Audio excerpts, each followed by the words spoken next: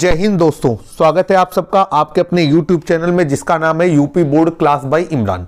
यदि आप UP board के स्टूडेंट हैं या फिर बेसिक एजुकेशन डिपार्टमेंट से संबंधित कोई टीचर, तो प्लीज़ आप हमारे चैनल को सब्सक्राइब जरूर करें।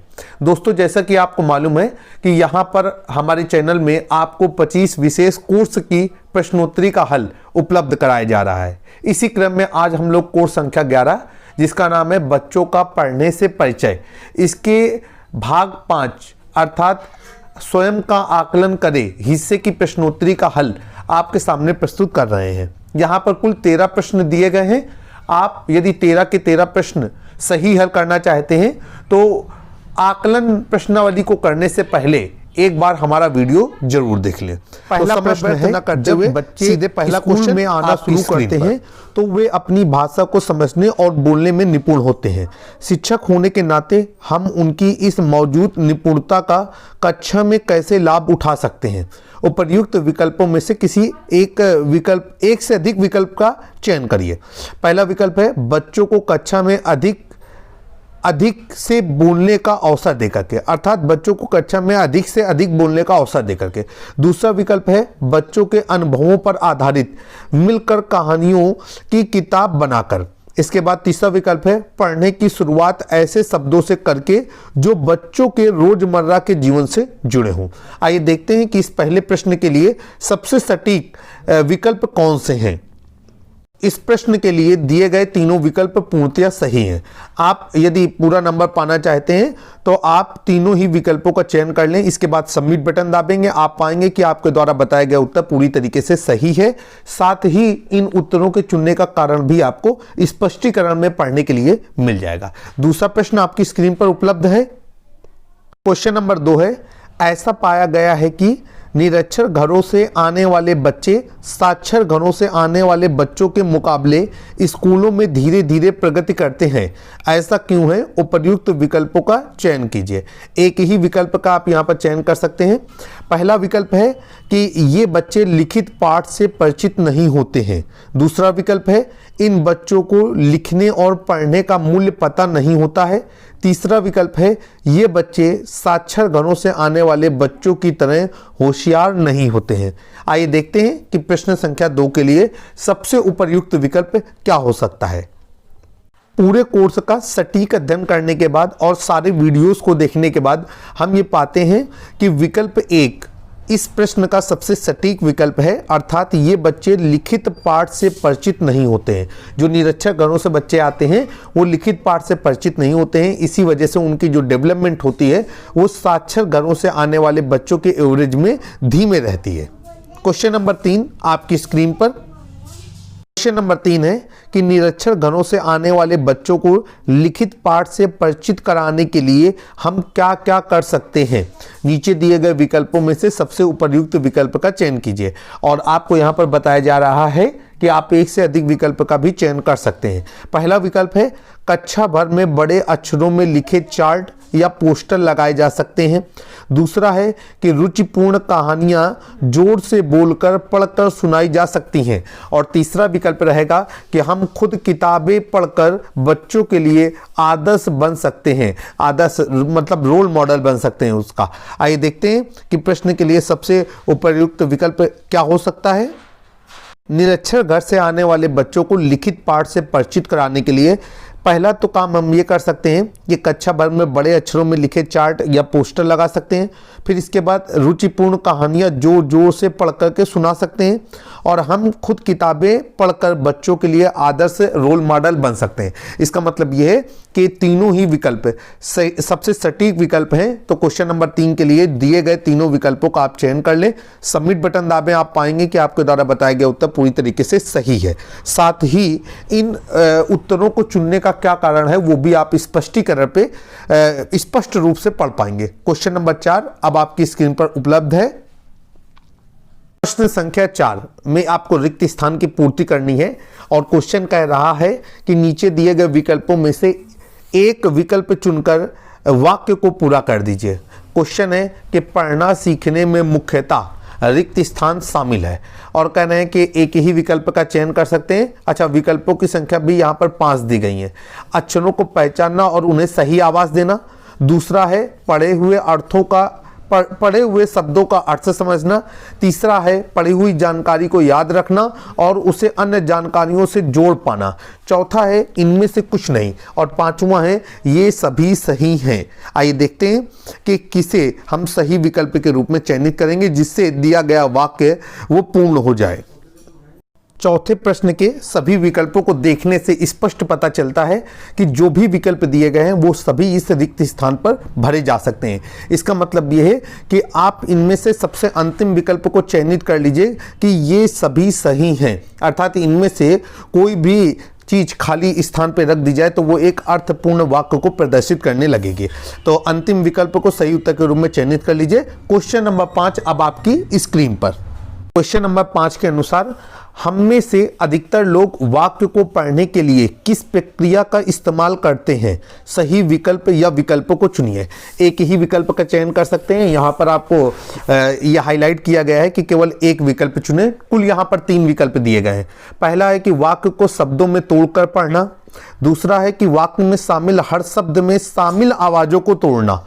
और तीसरा है कि अपनी पहली जानकारी के आधार पर सोचे समझे अनुमान लगाना। आइए देखते हैं कि प्रश्न संख्या 5 के लिए सबसे सटीक विकल्प कौन से हैं। विकल्प संख्या 3 सबसे सटीक उत्तर है, अर्थात हम में से अधिकतर लोग वाक्य को पढ़ने के लिए जो है अपनी पहली जानकारी के आधार पर सोचें समझें अनुमान लगाते हैं। तीसरे विकल्प को उत्तर के रूप में चयनित करके सबमिट बटन दाब दें। आप पाएंगे कि आपका उत्तर सही है, साथ ही आपको उत्तर का स्पष्टीकरण भी पढ़ने के लिए मिल जाएगा।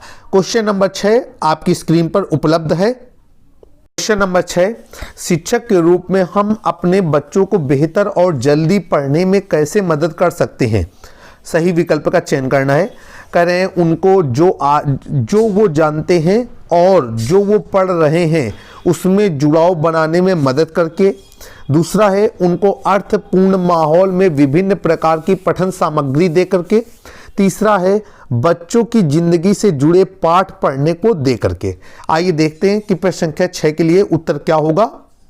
प्रश्न संख्या 6 के लिए विकल्प 1, विकल्प 2, विकल्प 3 तीनों को ही सही उत्तर के रूप में आप चयनित कर लें। इसके बाद आप सबमिट बटन दाबें। आप देखेंगे कि आपके द्वारा बताया गया उत्तर 100% सही है। क्वेश्चन नंबर 7 अब आपकी स्क्रीन पर उपलब्ध है। क्वेश्चन नंबर 7 के अनुसार बच्चों को अक्षरों की और उनकी सही आवाज पहचानने में मदद करने के लिए क्या गतिविधियां की जा सकती हैं?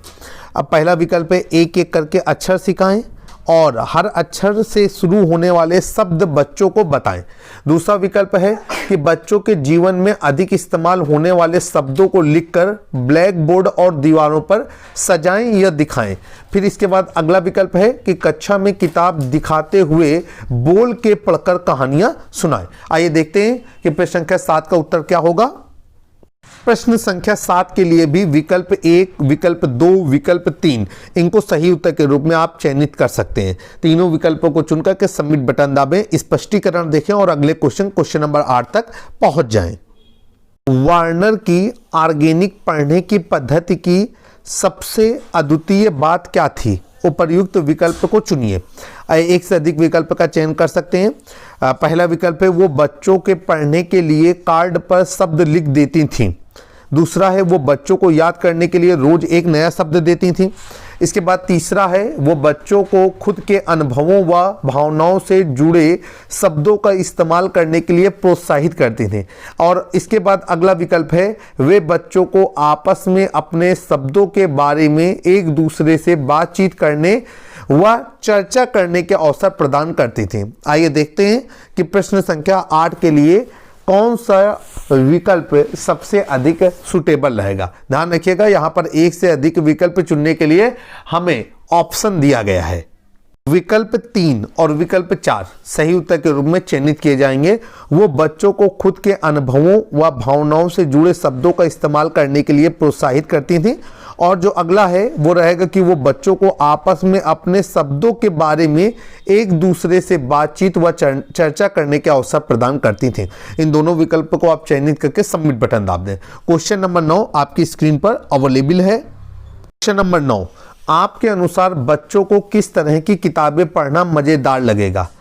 एक ही विकल्प का चयन कर सकते हैं। पहला है जिसमें बहुत सारे रंग बिरंगे चित्र हों, दूसरा है जिसमें उनकी खुद की लिखी कहानियां हों, तीसरा जिसमें ऐसी कहानियां हों जिससे वो जुड़ाव महसूस कर पाएं, चौथा है जिसमें दूर देश के राजा और रानी वाली कहानियां हों, और पांचवा है कि ऐसी किताबें जो ऊपर दी गई सभी बातों का मिश्रण हो। मेरे ख्याल से कि आप पहले ही जान गए होंगे कि क्वेश्चन नंबर 9 के लिए कौन सबसे सटीक उत्तर होगा। मैं भी वही गेस कर रहा हूं, सोच रहा हूं कि शायद अंतिम विकल्प सबसे सटीक उत्तर होगा। आइए देखते हैं एक बार कि एक्सपर्ट पैनल क्या बोलता है। जैसा कि हम लोगों ने अनुमान लगाया था कि अंतिम विकल्प सबसे उपयुक्त है, आप भी अंतिम विकल्प का चयन कर लीजिए। बच्चे ऐसी किताबों को पढ़ने में ज़्यादा मजे का अनुभव करेंगे जिसमें ऊपर दी गई सभी बातों का मिश्रण हो, अर्थात रंग बिरंगे चित्र भी हों, उनकी खुद की लिखी कहानियां हों और ऐसी कहानियां हों जिनसे वो जुड़ाव महसूस कर पाएं, साथ में दूर देश के राजा रानी वाली कहानियां भी शामिल हों। आइए चलते हैं क्वेश्चन नंबर 10 की ओर। प्रश्न 10 कह रहा है कि साहिल अपने बड़े भाई से नए शब्द जल्दी सीख पाता है, लेकिन जब वह वही शब्द अपनी मम्मी को से सीखने की कोशिश करता है तो उसे सीखना ज़्यादा मुश्किल लगता है। ऐसा क्यों हो सकता है? विकल्प को आपको चुनना है, एक से अधिक विकल्प का चयन कर सकते हैं। पहला विकल्प है आप अपने से थोड़े बड़े साथी ज़्यादा पहुँच में लगते हैं। दूसरा विकल्प है अपने से थोड़े से बड़े साथी जब गलतियों को ठीक करते हैं तो कम बुरा लगता है। और फिर इसके बाद तीसरा है कि बड़े लोग ज़्यादा माहिर होते हैं और शायद बच्चे की परेशानी को ठीक से नहीं समझ पाते हैं। आइए देखते हैं कि प्रश्न संख्या 10 का सबसे सटीक उत्तर क्या होगा। प्रश्न संख्या 10 के लिए विकल्प 1, विकल्प 2 और विकल्प 3 को आप सही उत्तर के रूप में चयनित कर लें। सबमिट बटन दाबें, आप पाएंगे कि आपके द्वारा बताया गया उत्तर पूरी तरीके से सही है। साथ ही इन उत्तरों को चुनने का क्या कारण था ये भी आप स्पष्टीकरण में पढ़ सकते हैं। अब चलते हैं क्वेश्चन नंबर 11 की ओर। प्रश्न संख्या 11 आपकी स्क्रीन पर है। क्वेश्चन है कि बच्चे अक्सर एक ही शब्द को कभी सही और कभी गलत पढ़ते हुए देखे गए हैं, ऐसा क्यों होता होगा? उपयुक्त विकल्प को चुनिए और एक से अधिक विकल्प का चयन यहाँ पर किया जा सकता है। नंबर 1 है वो ध्यान से नहीं पढ़ते हैं, नंबर 2 है शायद उन्हें पाठ मज़ेदार नहीं लग रहा होगा, और नंबर 3 में है वो अनुमान लगाकर और अभ्यास करके धीरे धीरे पढ़ना सीख रहे हैं। आइए देखते हैं कि सबसे सटीक उत्तर क्या होगा। क्वेश्चन नंबर 11 के लिए सबसे उपयुक्त विकल्प है शायद उन्हें पाठ मज़ेदार नहीं लग रहा होगा, और दूसरा जो विकल्प हमने चयनित किया है वो है कि वो अनुमान लगाकर और अभ्यास करके धीरे धीरे पढ़ना सीख रहे हैं।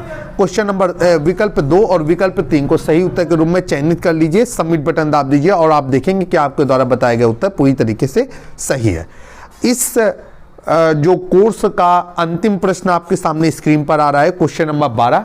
अभी तक हमने जो भी कोर्स कंप्लीट किए हैं उसमें आकलन में केवल 10 प्रश्न ही होते थे। एक कोर्स जरूर हमने बीच में कंप्लीट किया था जिसमें 9 प्रश्न थे, लेकिन ये एक विशेष कोर्स की कैटेगरी पे आया है जिस पे वीडियोस भी ज़्यादा हैं और क्वेश्चनों की संख्या 10 से बढ़ा करके 12 कर दी गई है। तो क्वेश्चन नंबर 12 अब आपकी स्क्रीन पर अवेलेबल है। क्वेश्चन नंबर 12 के अनुसार सीमा जब भी पाठ पढ़ने लगती है तो उसकी शिक्षिका उसको हर गलत शब्द पढ़ने पर उसे सही करती रहती है। सीमा अब कक्षा में पाठ पढ़ना ही नहीं चाहती है, ऐसा क्यों हुआ होगा? सही विकल्प का चयन करिए।